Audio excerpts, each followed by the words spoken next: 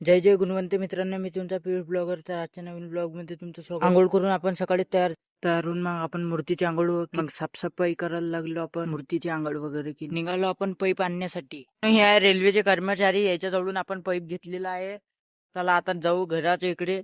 जय जय गुणवंत. जय गुणवंत आधी पाईप वगैरे घेऊन निघालो आपण मंदिरात जाण्यासाठी. पाईप सुरू केला, मग टाकलं ना पुऱ्या इकडे पाणी वगैरे टाकलं, शेणामातीचं सारण केलं, मुंदानं टाकला, मग अंदर मुरू थकलो होतो तर थोडा आराम केला. पावलाई संत आले, नंतर फोटो वगैरे आणली, नंतर गेलो आपण बॅनर टाकली, वट्याच्या मागं लावला, मग आपण पडदा पूर्ण वगैरे बॅनर टाकून दिलं, फोटो मूर्तीवर वगैरे ठेवला, पूजा वगैरे केली. इकडे स्वयंपाक वगैरे बनणं चालू होता. मग संध्याकाळी मारलं अंदर पाणी, झाडल्यावर चटाया टाकल्या, आपण पण आलतो आंघोळ धुवून. पूजा वगैरे झाली, आरतीचा वेळ झाला तर आरती करून घेतली. आरती वगैरे करून मग दर्शन केले, महाराजचा बर्थडे वगैरे केला, महाराज सोबत व्हिडिओ फोटो काढून घेतली.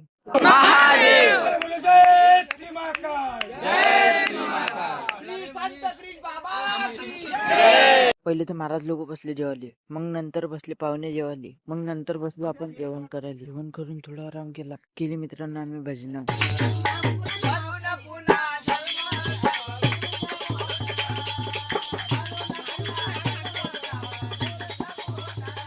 आजचा ब्लॉग इथेच खतम होतो. त्याच्या नवीन ब्लॉग मध्ये भेटू. जय जय गुणवंत.